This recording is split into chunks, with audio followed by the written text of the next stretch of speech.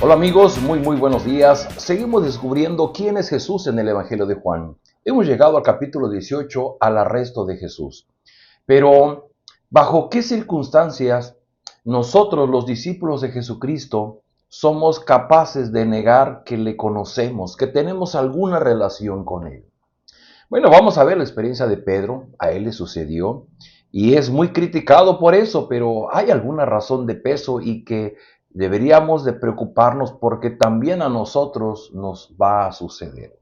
Leo para ustedes Juan 18, del versículo 15 hasta el versículo 27. Dice así: Simón Pedro y otro discípulo seguían a Jesús, y como el otro discípulo era conocido del sumo sacerdote, entró en el patio del sumo sacerdote con Jesús.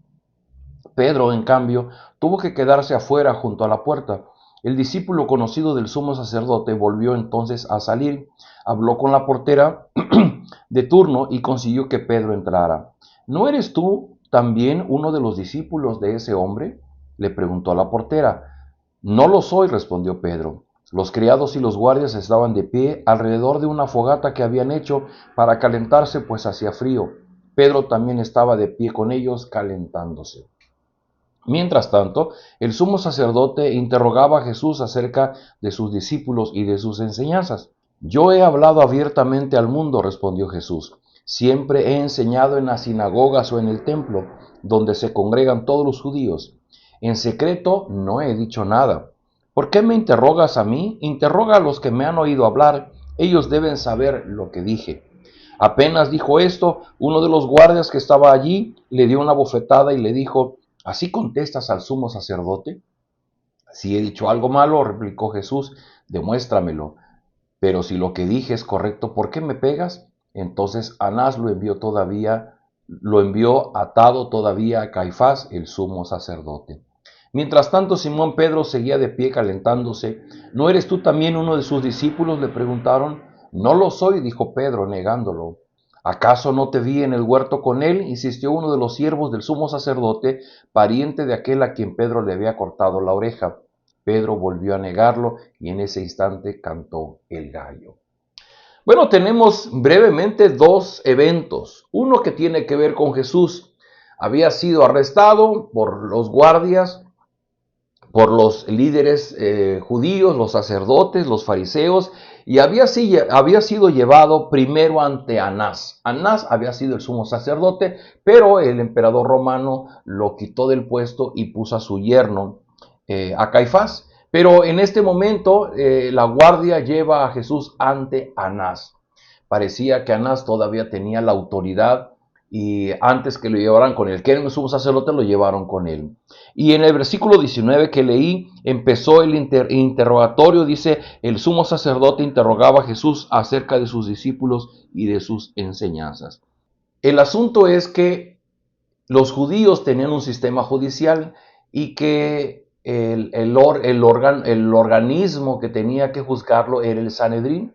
Pero el Sanedrín no se reunía de noche, ellos están reunidos de noche. Y el primer elemento que tenía que llevar el Sanedrín era testigos que hablaran del delito que el acusado había hecho. Pero en este caso no llevan testigos, entonces están interrogando a Jesús y Jesús simplemente dice: bueno, pregúntele a aquellos que me escucharon, yo siempre hablé en público, nunca hablé en privado. Pero no tienen los testigos, no tienen el delito, y entonces el juicio de Jesús es de los más injustos que hay en la historia. Si hoy día pensamos en personas que están apresadas injustamente, tendríamos que pensar primero en el Señor Jesucristo, quien, siendo perfectamente obediente al Padre, quien siendo perfectamente obediente a la ley de Moisés, él estaba siendo juzgado de una manera injusta. El otro evento que tenemos es la experiencia que vivió Pedro. Pedro, el Señor Jesús le había dicho, lo leímos en el capítulo 13, cuando Jesús está hablando de que se iba a ir, y Pedro le decía: Señor, ¿por qué no puedo seguirte ahora? Por ti daré hasta la vida. Y Jesús le respondió: ¿Tú darás la vida por mí? De veras te aseguro que antes que cante el gallo me negarás 3 veces. Y en esta porción se está cumpliendo el evento de que Pedro niega a Jesús 3 veces y después canta el gallo. El incidente es ¿por qué Pedro negó al Señor Jesús? Habrá que decir que cuando en la Escritura se habla de conocer, se habla en realidad de tener una relación personal. Yo conozco a alguien, pero tengo una relación personal. Cuando el Evangelio habla de conocer a Dios, habla de tener esa relación personal con Dios.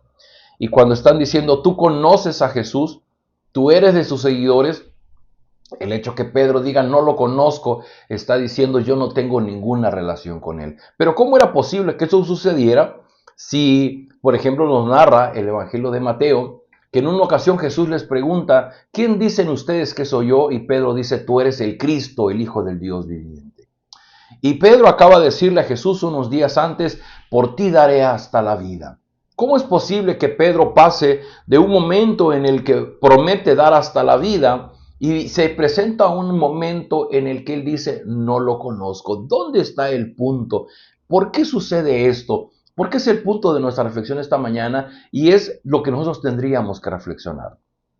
Bueno, el pastor Tim Keller dice que nosotros no vamos a negar al Señor Jesús, no vamos a quebrantar la ley de Dios, a menos que llegue a haber el peligro de perder aquello que realmente amamos. Y algo que sucede es que muchos de nosotros podemos decir que amamos a Jesús, en tanto nuestra vida está cómoda, nuestra vida está segura, en nuestro mundo es bonito, es agradable, nuestro mundo está acomodado de cierta manera que a nosotros nos complace, nos gusta. Pero cuando de momento una de las partes de nuestro mundo entra en peligro de que lo podamos perder, entonces somos capaces inclusive de negar al Señor Jesús. Eso fue lo que pasó con Pedro.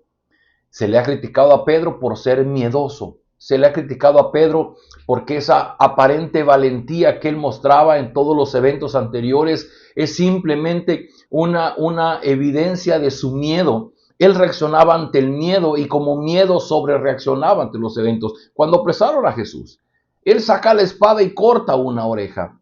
No es que sea valiente, es que hay un profundo miedo en él que es evidenciado cuando su vida es puesta en peligro. Y ahora que está viendo al Señor Jesús amarrado, apresado, siendo juzgado, y él lo está siguiendo de lejos, él entra en un momento de confrontación.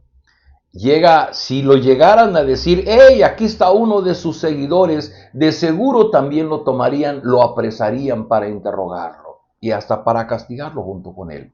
Y de momento, Pedro se ve en la disyuntiva tener que escoger entre su seguridad, su comodidad y entre declarar que era un discípulo de Jesucristo. Queridos amigos, exactamente lo mismo nos pasa a nosotros. Yo puedo decir cristiano, yo puedo decir que creo en Dios, yo puedo decir que amo a Dios, en tanto alguna parte de mi vida no esté en peligro, en cuanto yo puedo sentir que algo que yo amo, una persona o una cosa esté en peligro, soy inclusive capaz de negar mi relación con Cristo.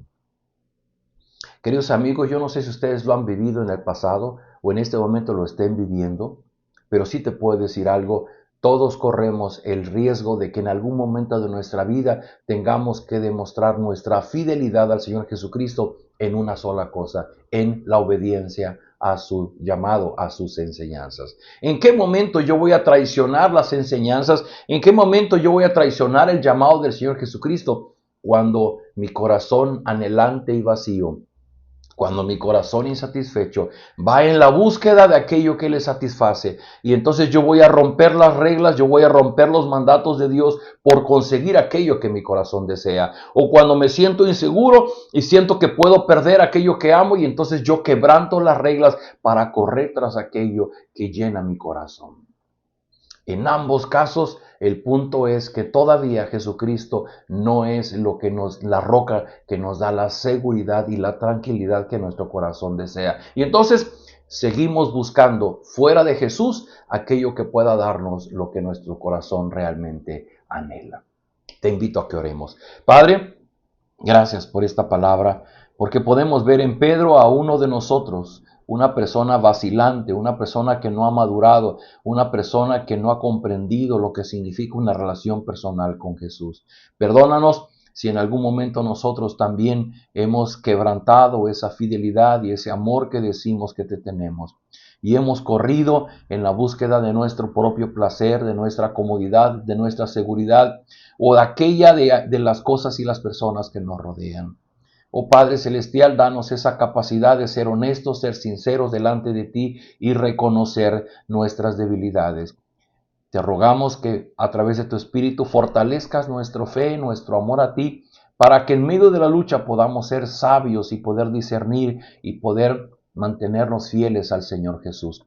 Que el Señor Jesús llene nuestra vida, nos brinde la seguridad y la salvación que tanto anhela nuestro corazón. Lo rogamos en su nombre, en el nombre de Jesús. Amén.